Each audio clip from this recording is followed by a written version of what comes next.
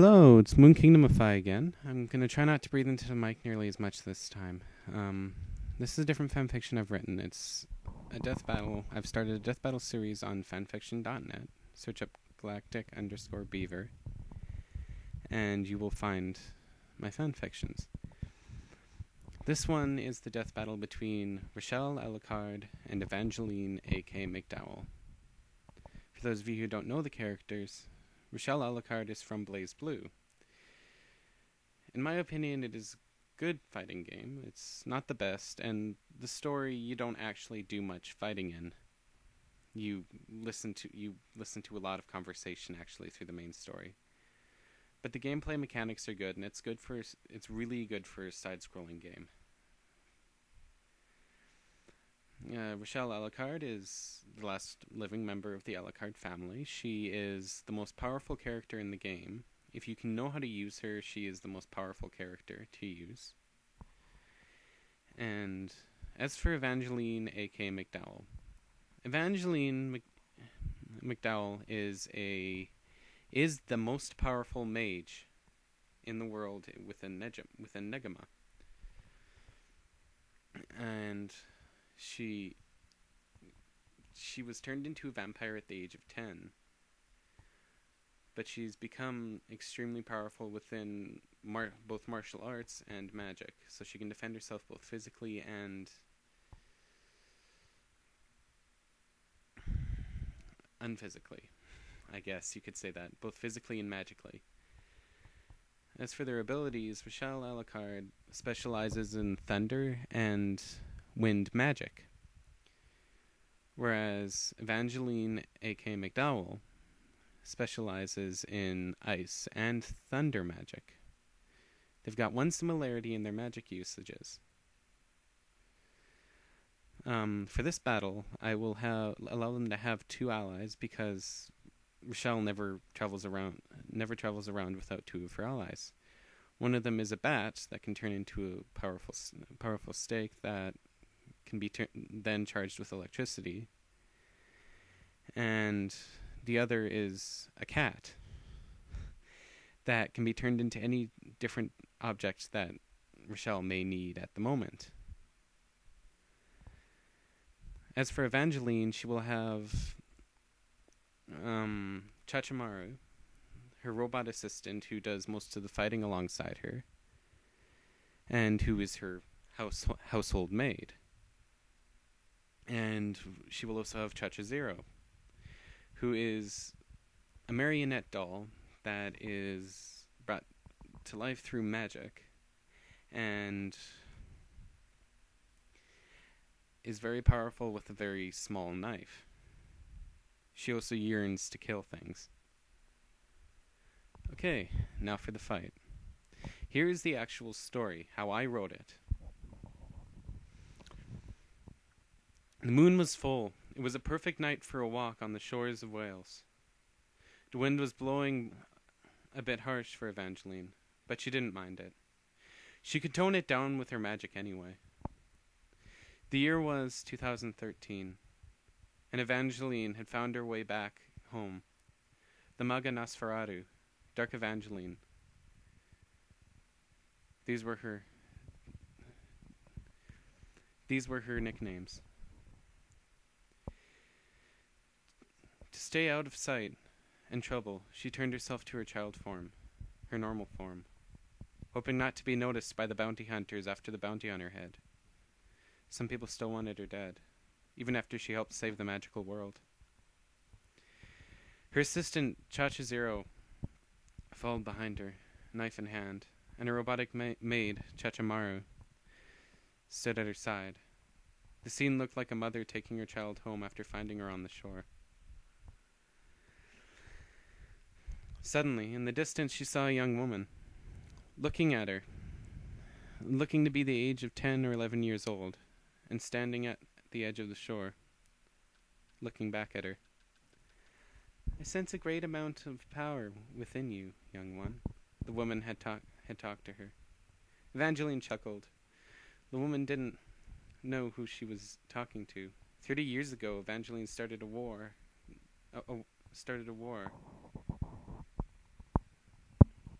against a large group of mages within the magical world, and almost defeated them.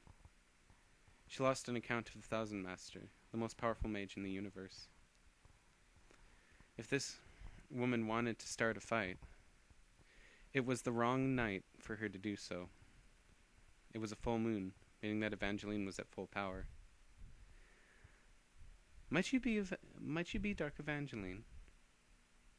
Yes, what about it? You want to fight or something? Evangeline sneered.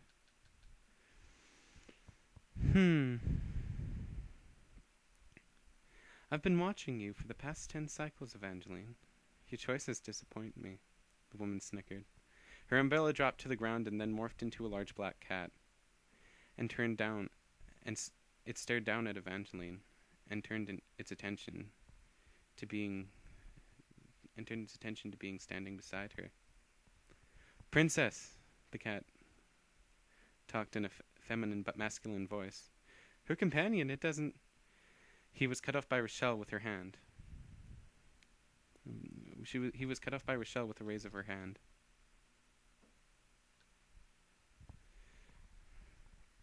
I sensed that as soon as I walked into this world. The presence is one being no more. But Princess, in good time now go. Evangeline looked at them and laughed as if they had just told her a bad joke.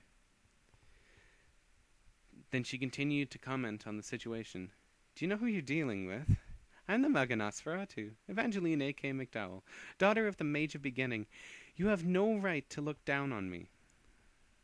Worthless scum. Evangeline was mad at the thought that she was not being feared or respected by a woman sitting on the beach with her feet wading in the water. Sorry, You scum, I am royalty. I'm the only living member of the Alucard vampire family. Rochelle Alucard. What's more, I am the most powerful being in the universe.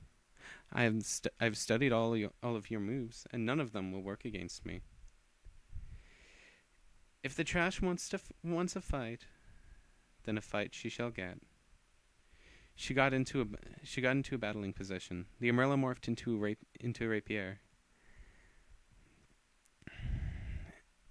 and she pointed it towards Evangeline. Evangeline formed a rapier out of ice that emanated in her hand, and stepped up for a challenge. The first swing was that of Rochelle, which was quickly blocked by Evangeline in an instant. They continued on fencing as they both were determined to defeat each other. After a few more attacks, Rochelle jabbed at Evangeline in a weak attempt at a block, and hit. It went straight through her. Evangeline stared in the eyes and smiled with all the menace that she could conjure. She then turned into a flock of bats and flew farther away from Rochelle.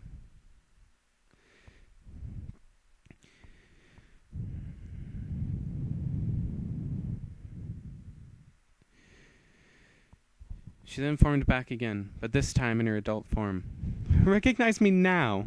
She looked around at the area and saw a small bat that seemed to be helping the opposing vampire. Chacha-Zero, get the bat. Chacha-Maru, help me. The small marionette ran off towards Guy, the bat, and then cut him down with the sword she was wielding. I finally got to kill something after all these years, the doll said with a happy look running across her face. She started to dance in the pool of blood that was created by her victory.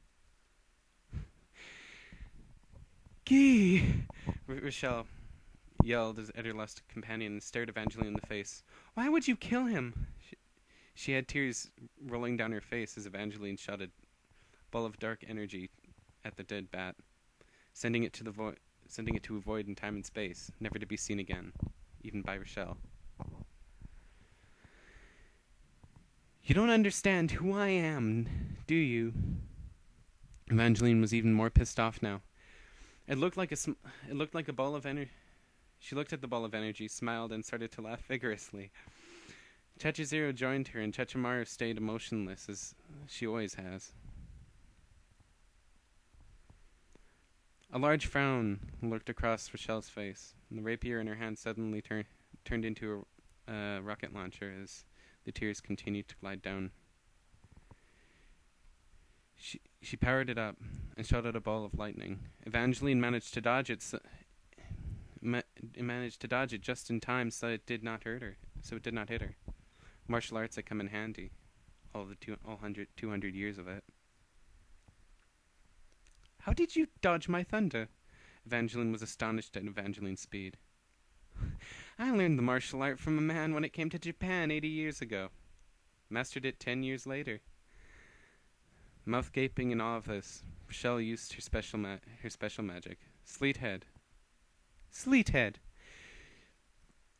She said as she stood in position for a magical attack. A huge gust of wind pushed Evangeline, dispelling her illusion, and sending both her and Chechimaru to the ground. Chechimaru got up immediately and helped Evangeline up. So that's how you're going to play. Fun. An evil smirk ran across her face. Rochelle just stood there looking Evangeline in the eye. Lick, lack, lalak. Lick, lack.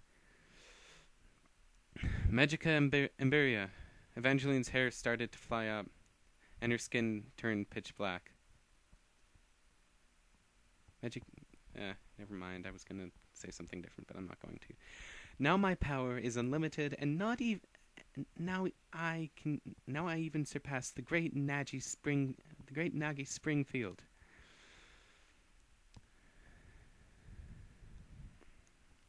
Her smile was now more